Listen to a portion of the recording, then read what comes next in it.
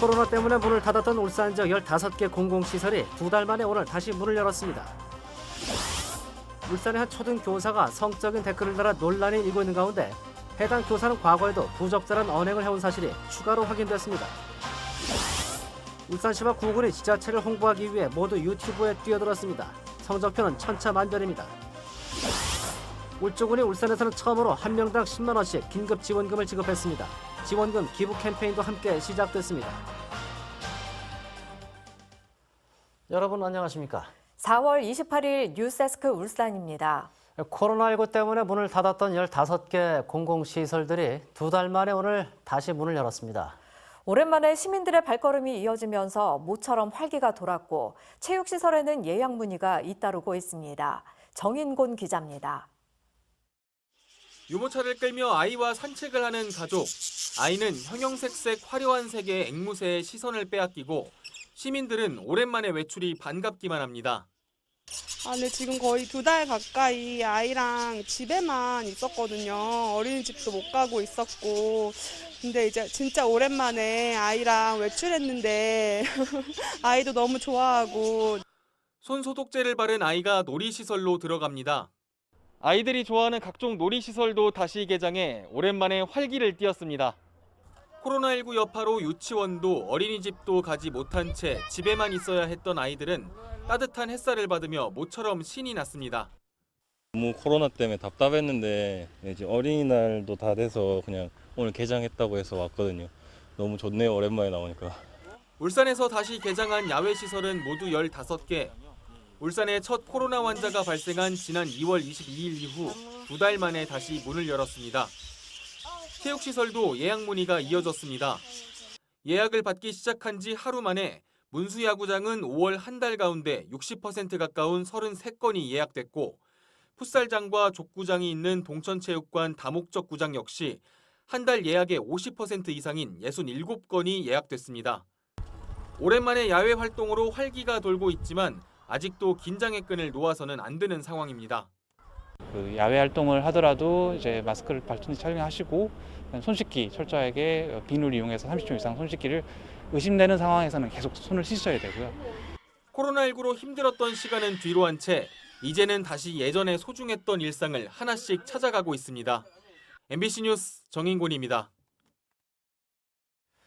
울산에서는 처음으로 울주군이 오늘부터 1인당 10만 원씩 긴급 지원금을 지급했습니다. 소득 수준에 상관없이 누구나 받는 지원금이어서 더 어려운 이웃을 위해 이 지원금을 기부하자는 캠페인도 함께 시작이 됐습니다. 유희정 기자가 전해드립니다. 울주군 청량읍의 한 아파트. 관리사무소 앞에 출장소가 설치되자 주민들이 하나둘 찾아와 줄을 섭니다. 신원을 확인하면 곧바로 지원금 10만 원이 든 선불카드를 받습니다. 울주 국민으로서 조금 더 기쁘기도 하고요. 또 우리 가족끼리 또 예상치 못한 수입으로 또 좀 요긴하게 쓸 수 있을 것 같아요. 지원금 지급이 시작된 첫 이틀 동안은 아파트 관리사무소와 경로당 등 280여 곳에 현장 출장소를 열어 밤 9시까지 배부합니다. 이 기간 지원금을 받지 못했다면 다음 달 8일까지 신분증을 가지고 읍면 행정복지센터를 방문하면 됩니다. 지원금은 울주군 지역 내의 BC카드 가맹점에서만 쓸 수 있고 지역 경제를 조속히 살리기 위해 사용 기간을 오는 7월 31일까지로 제한했습니다. 또 내가 받은 지원금을 어려운 이웃에게 나누자는 기부 캠페인도 동시에 시작됐습니다.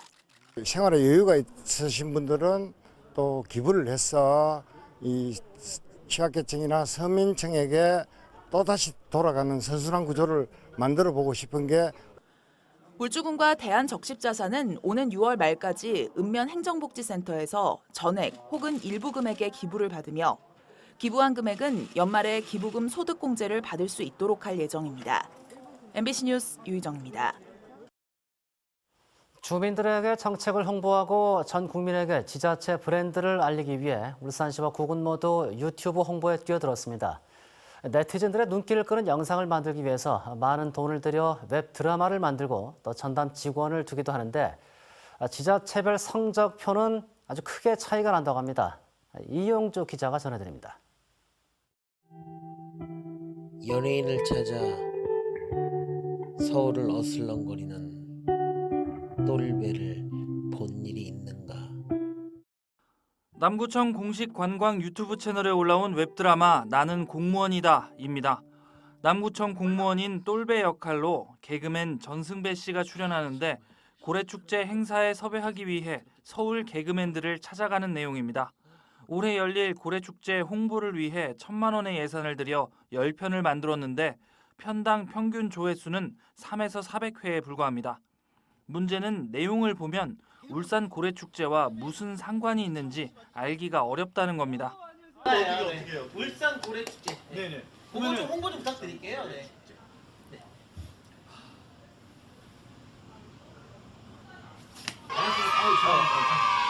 반면 지난 2018년과 2019년 1억 원을 들여 제작한 울산시 웹드라마 울산연가와 사랑아 울산해는 좋은 호응을 얻고 있습니다. 각각 3분 남짓의 에피소드 10편씩을 만들었는데 편당 평균 조회수가 5만 건에 달합니다. 울산의 주요 관광지를 예쁘게 잘 촬영을 해서 포토팅을 한 것이 젊은 네티즌들을 중심으로 아마 좋은 반응을 얻어낸 것으로. 공공기관이라는 테두리를 벗어나기 어렵고 인사이동이 잦은 공무원 특성상 연속성을 확보하기도 어려운 지자체 유튜브. 콘텐츠에 대한 장기적인 고민 없이 다른 지자체도 한다는 이유로 운영하다가는 혈세와 인력만 축내게 될 것이란 지적입니다. MBC 뉴스 이용주입니다.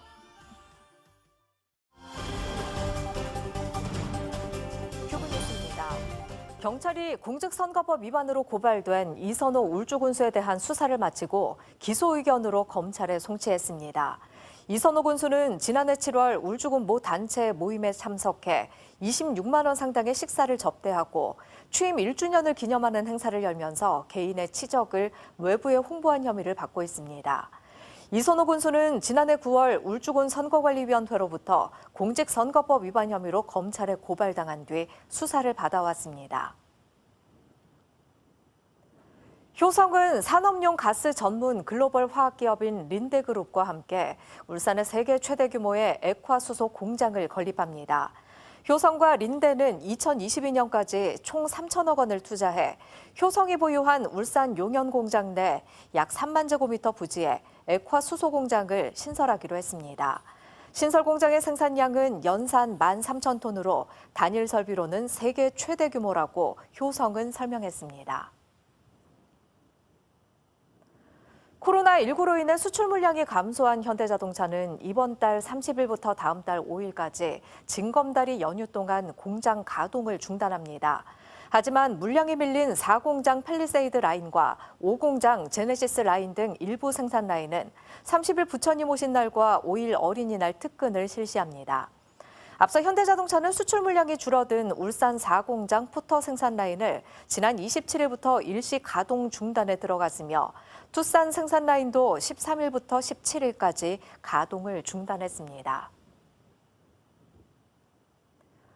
전국에서 처음으로 설치된 울산 방역 정류장이 연장 운영됩니다. 울산시는 방역 정류장을 이용하던 사회복지시설과 어린이집, 택시 등의 만족도가 높아 내일까지 운영하기로 한 계획을 변경해 다음 달 14일까지 연장 운영하기로 했다고 밝혔습니다.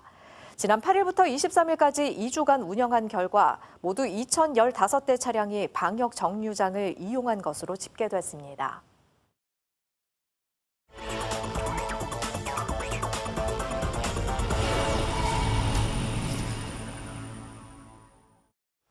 오늘 오후 1시 50분쯤 북구 천곡동의 한 도로에서 53살 A씨가 운행하던 굴착기가 길을 건너던 행인을 치었습니다.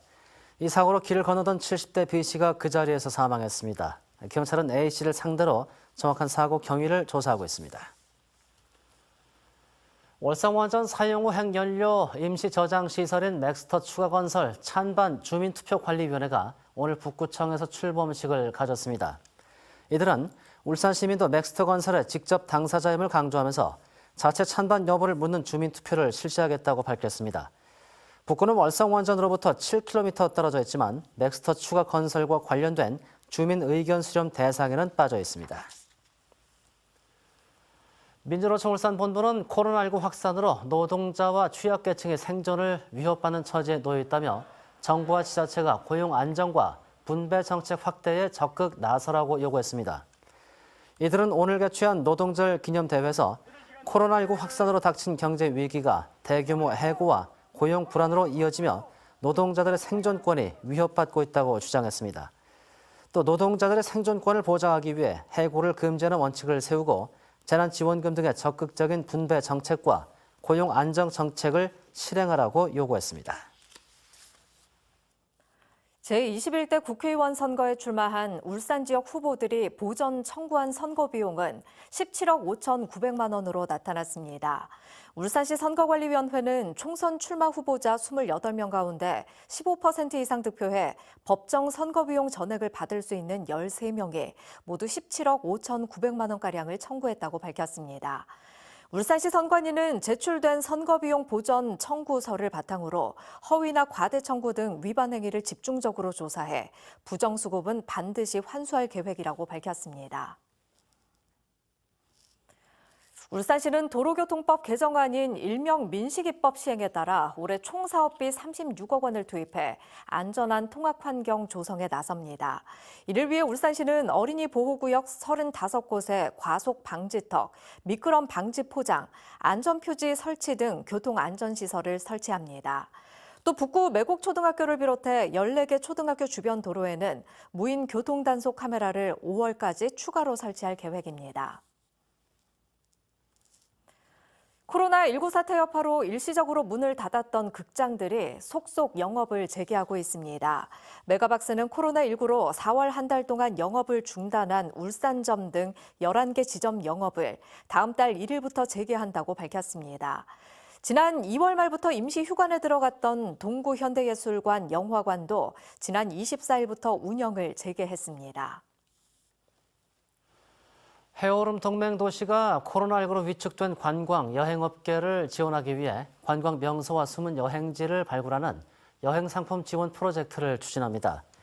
총 2억 원을 지원하는 이번 프로젝트는 울산과 포항, 경주시 소재 여행업체가 세 도시 중 2도시 이상을 연계한 체류형 여행상품을 만들 경우 최대 3건까지 건당 100만 원의 개발비를 지원받습니다.